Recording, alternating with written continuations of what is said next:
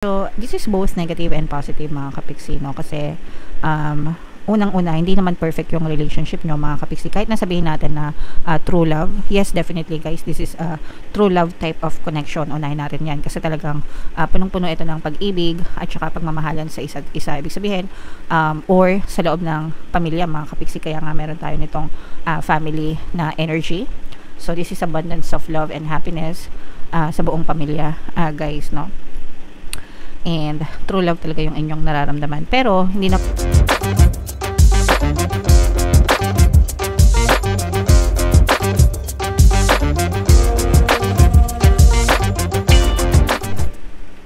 Hello guys, hello Aquarius, welcome back to Pinoy Pixie Tarot. Ang pamagat ng episode natin for tonight is Silip sa Pag-ibig Kapalaran. Ito yung ating love life reading mga kapiksi para sa Aquarius ngayong May. Kapag love reading guys, pwedeng ma-pick up yung energy nyo, pwedeng ma-pick up yung energy ng person nyo, pwedeng magkabaliktad yung roles.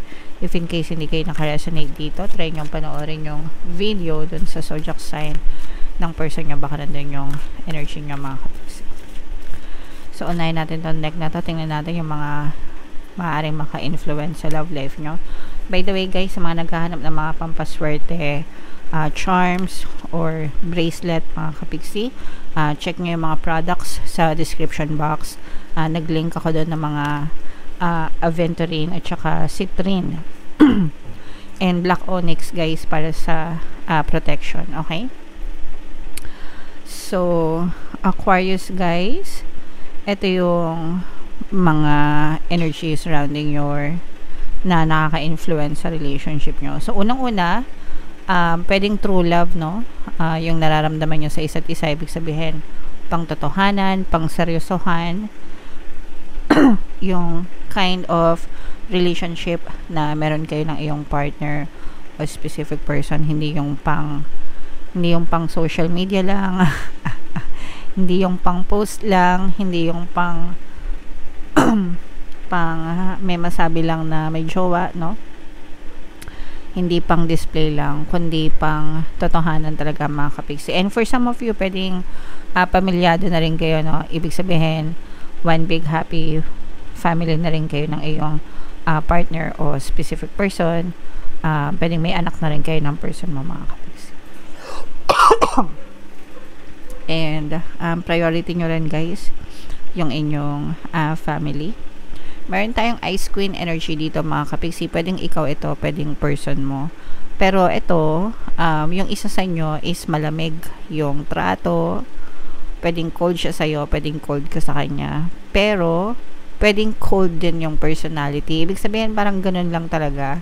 Na hindi masyadong emotional, hindi masyadong ma-I love you, hindi masyadong ma-text, ganyan. Meron kasi ganong talagang personality mga kapiksi. Depende kasi yan sa upbringing, no? Merong ibang tao na lumaki na ganun yung environment nila, na hindi masyadong nag-uusap yung mga pamilya, wala silang love language, 'di ba? Meron naman sa ibang family na talagang ma-I love you, malambing, ma-sweet yung mga anak ko, yan. Ganyan ko yan sila pinalaki. Kaya kahit malalaki na sila, talagang mayakap, mahalik, ma-I love you sila. So, swerte yung mga magiging jowa nila. Pero meron talagang iba na hindi sila ganun pinalaki or lumaki. So, wag nyong isipin na hindi kayo mahal ng mga jowa nyo kasi malamig sila sa inyo, no?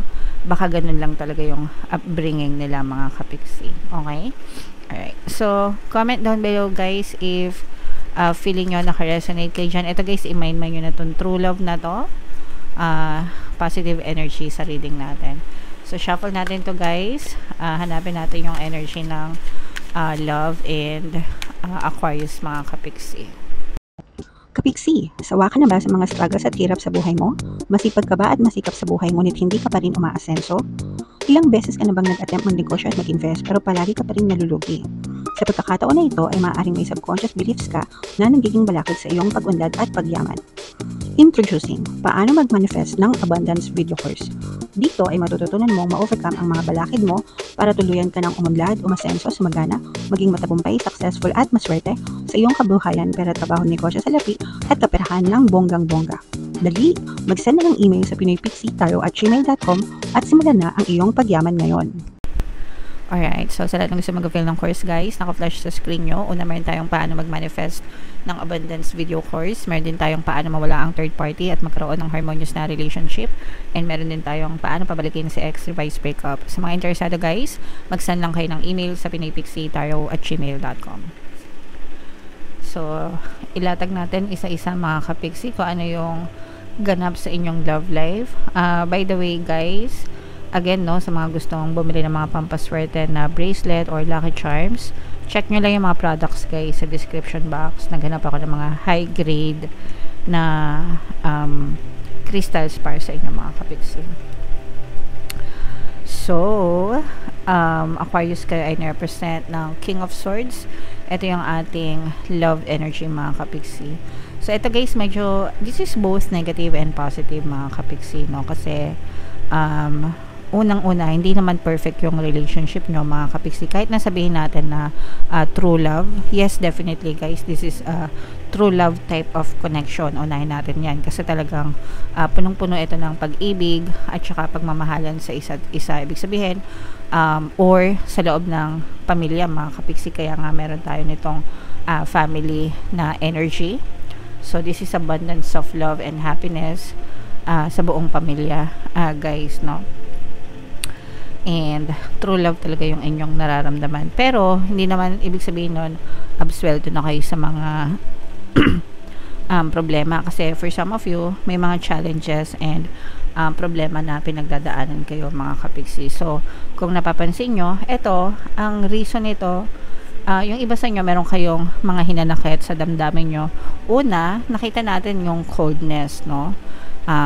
With this energy, kaya nga merong Ice Queen energy dito. So, merong isa sa inyo na nahihirapan makisama. It's either nahihirapan kang makisama sa kanya or nahihirapan siyang makisama sa'yo. And malamig yung trato, malamig yung pakikisama mga kapixie. So, isa iyon sa mga nagpapahirap sa sitwasyon guys. And for some of you, meron ding issue kayo na nangyari probably in the past na hindi pa nag-heal, no? Hindi pa naka-move on. And nasa isip nyo lang yon, paulit-ulit na nagre-replay. Siguro nag-away kayo dati, siguro nagka-issue kayo dati. Malaking issue ito mga kapixie kasi nahirapan kayong mag-move on. Pero naman, siya ka na-stuck kayo, no? Literal na na-stuck kayo dito sa sitwasyon na to, kaya nahirapan kayong mag-move on dito sa love life na to or sa negative na situation na to. But nakikita rin natin na you're trying to heal mga kapixie. You're trying to heal, you're trying to understand. Hinahabaan nyo yung PC nyo guys no? Kayo bilang Aquarius, no? Parang mas matimbang yung katwiran nyo kaysa sa emosyon nyo. Ibig sabihin parang sinajustify nyo naghahanap kayo ng magandang reason excuse me, para hindi kayo maghiwalay or para hindi kayo masira sa relationship nyo, and you're trying to choose your peace of mind over this negative situation. Kaya lang, nandun din yung umiiwas, no? Parang iniiwasan yung ma-resolve yung issue, mga kapixie. So, sometimes, kapag ka ganun, parang nasa limbo lang, nakahang lang, hindi talaga nare-resolve. And, kung meron kayong tendency na mag-overthink, which is, isa sa mga negative traits ng mga air sign is, meron talaga silang tendency na mag-overthink, mga kapixie. And yun yung nakakasama sa relationship. So, kung mas makakapag-usap sana kayo ng person mo para ma-resolve ito, mas maganda guys, okay? Pero you're trying to take things slow mga kapixie. Ito guys, kapag ka ito'y hindi na resolve, baka lumala lalo yung mga sitwasyon nyo mga kapixie, and hindi magiging maganda yung epekto nito sa relasyon kasi baka mauwi sa awayan, ayan o, awayan, hiwalayan, unti-unti kasi na parang inaana yung relationship nyo, mga kapiksi, dahil sa mga misunderstanding, miscommunication nyo ng iyong person. Pwedeng parehas kayong air sign nitong person mo. And ang negative pa na nakikita natin dito is parehas kayong ma-pride din ng person mo, mga kapiksi. So, itong cold na to, yung ang nararamdaman ko dito sa ice queen na to, guys, is parang nagmamatigasan. Di ba yung ice matigas? So, parang nagmamatigasan kayo nitong person mo, mga kapiksi, dahil siguro sa pride or dahil sa ego, ganyan, which is hindi maganda para sa relasyon nyo, okay? Pero syempre, sitwasyon nyo yan, depende yan sa inyo kung gusto nyong maayos or hindi, guys. May mga relationship subliminals tayo dito sa ating channel na pwede makatulong para ma-resolve yung mga love issues nyo. Libre lahat yun sa YouTube, mga kapiksi. And yeah, so ganun yung nakikita natin, mga kapiksi. Again, this is both negative and positive, kasi sa positive nakikita natin na punong-puno kayo ng pagmamahalan, but at the same time punong-puno rin kayo ng mga awayan. Meron kasing issue sa past na hindi ma-resolve, guys. So dapat yun yung tinututukan nyo or inuuna nyong ma-resolve, mga kapiksi, para hindi na siya lumala.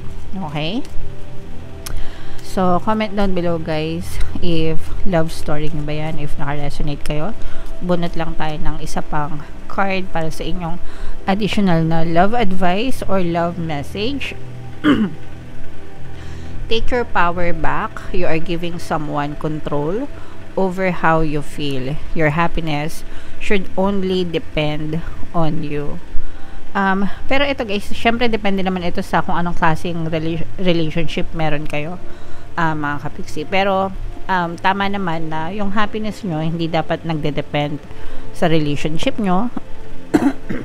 Hindi dapat nagde-depend sa person nyo. Yung kaligayahan nyo dapat sa inyo lang nakasalalay, mga kapiksi. So you can be happy kahit na may mga problema kayo, di ba? Or kahit na may mga issues kayo sa relationship, hindi porket nagkakaproblema kayo, hindi na kayo magiging masaya. Hindi ganun, mga kapiksi. Ikaw pa rin yung magdidikta, magkokontrol ng sarili mo, kaligayahan at kasiyahan. Okay?